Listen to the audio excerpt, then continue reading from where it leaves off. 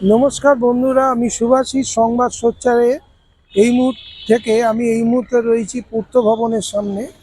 মানবাধিকার কমিশনের যে অফিস পূর্ত ভবন, সেই পূর্ত ভবন থেকে বলছি যে আমরা 29/10 যে আরজিকর অভয়াকাণ্ড যে ঘটনা ঘটেছিল, সেই অভয়াকাণ্ডের পর যে ডাক্তাররা যে কর্মবিরতি পালন করেছিলেন এবং সেই কর্মবিরতি পালন করার সময় যে সমস্ত ডাক্তাররা প্রাইভেট নার্সিংহোম এবং হসপিটালে প্র্যাকটিস করে কোটি কোটি টাকা রোজগার করেছেন এবং সরকারি হসপিটালে চিকিৎসাহীনতার কারণে চিকিৎসা না পেয়ে যে সমস্ত মানুষ যারা মারা গেছেন এবং যারা চিকিৎসা পাননি, তাদের অধিকার যেভাবে লঙ্ঘিত হয়েছে, স্বাস্থ্যের অধিকার থেকে যেভাবে তারা বঞ্চিত হয়েছেন, সেই সব পুরো বিষয়টি নিয়ে রাজ্য মানবাধিকার কমিশনের কাছে আমরা একটি অভিযোগ জমা করেছিলাম সংবাদ সোচ্চার পত্রিকার তরফ থেকে।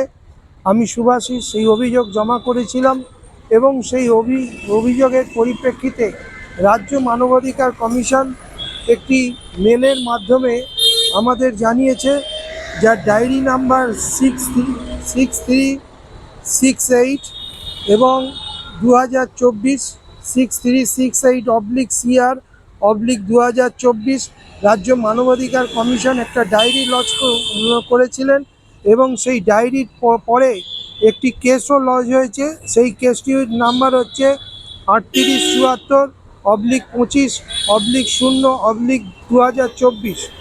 এই কেস লঞ্চ হয়েছে। আজকে আমরা রাজ্য মানবাধিকার কমিশনের অ্যাসিস্ট্যান্ট রেজিস্ট্রার, যিনি এই মেলটি করেছিলেন, তার সাথে দেখা করি এবং সেখানে থেকে জানা যায় যে এই বিষয়টা এখন রেজিস্ট্রারের তত্ত্বাবধানে আছে। আগামী দিনে রাজ্যের মানবাধিকার কমিশনের রেজিস্ট্রার তিনি এ বিষয়ে যথাযথ সিদ্ধান্ত নেবেন, যথাযথ ব্যবস্থা নেবেন। এ বিষয়ে তারা আমাদেরকে আরও কিছুদিন অপেক্ষা করার কথা বলেছেন।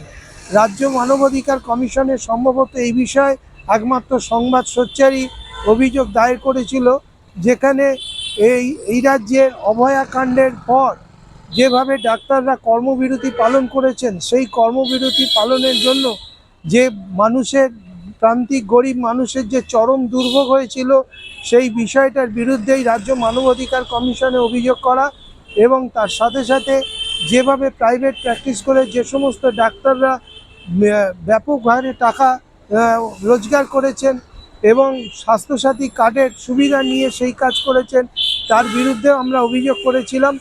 আমরা এই একমাত্র একটি পত্রিকা যারা শুধু খবর নয়, খবরের সাথে সাথে আমরা সামাজিক দায়িত্ব পালন করে থাকি এবং সেই জনস্বার্থেই আমরা এই অভিযোগটি দায়ের করেছিলাম, যার পরিপ্রেক্ষিতে রাজ্য মানবাধিকার কমিশন তারা মেল করে জানিয়েছেন যে আমাদের অভিযোগটি তারা যথাযথভাবে নিয়েছেন এবং রেজিস্টার হয়েছে এবং এই অভিযোগের পরিপ্রেক্ষিতে আগামী দিনে তারা সমস্ত রকম তদন্ত করবেন। এই হচ্ছে রাজ্য মানবাধিকার কমিশনের মেল। এই মেল আপনাদের সামনে আমরা তুলে ধরছি।